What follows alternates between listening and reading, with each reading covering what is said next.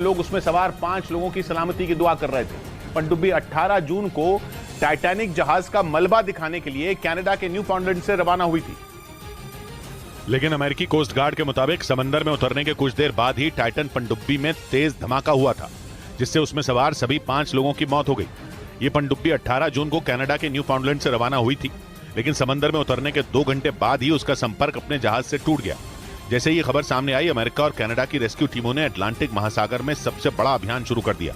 बाद में ब्रिटेन और फ्रांस की नौसेना भी इस अभियान से जुड़ गई, लेकिन 5 दिनों तक समंदर में चप्पे चप्पे की तलाशी के बाद उन्हें टाइटन पनडुब्बी का मलबा टाइटैनिक जहाज के मलबे के नजदीक मिला। टाइटैनिक जहाज का मलबा कनाडा के न्यू फाउंडलैंड से 644 किलोमीटर दक्षिण में है और टाइटन पनडुब्बी का मलबा मिलते ही उसमें सवार सभी लोगों के मिलने की संभावना भी खत्म हो गई। अमेरिकी कोस्ट गार्ड के मुताबिक पनडुब्बी में भारी दबाव के बाद हुए धमाके की वजह से यह हादसा हुआ, जिसमें टाइटन पनडुब्बी में बैठकर टाइटैनिक जहाज का मलबा देखने गए 5 लोग अपनी जान गंवा बैठे। रेस्क्यू ऑपरेशन को खत्म करने के बाद अमेरिकी कोस्ट गार्ड के अधिकारियों ने इस हादसे में मारे गए सभी लोगों को श्रद्धांजलि दी। I offer my deepest condolences to the families. Titan पनडुब्बी में 5 लोग सवार थे, जिनमें ब्रिटेन के कारोबारी हैमिश हार्डिंग भी थे, जो एयरक्राफ्ट कंपनी एक्शन एविएशन के चेयरमैन थे।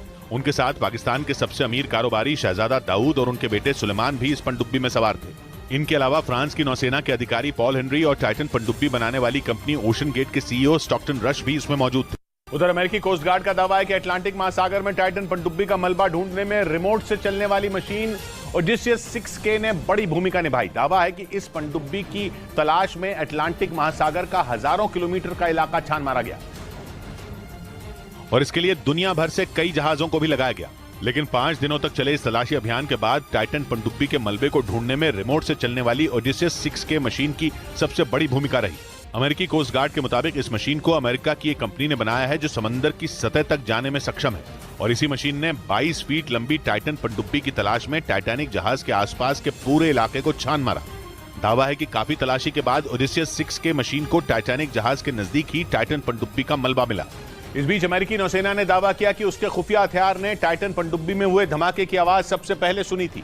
अमेरिकी नौसेना के मुताबिक उसने कई दिन पहले ही यह आवाज उसी जगह सुनी जहां अंतिम बार टाइटन पनडुब्बी ने अपने जहाज से संपर्क किया था। और इसके लिए अमेरिकी नौसेना ने एक ऐसे खुफिया उपकरण का इस्तेमाल किया जो समंदर की गहराइयों में किसी भी आवाज को आसानी से सुन सकता है। दावा है कि 18 जून यानी जिस दिन टाइटन पनडुब्बी 5 लोगों को लेकर टाइटैनिक जहाज का मलबा दिखाने के लिए रवाना हुई,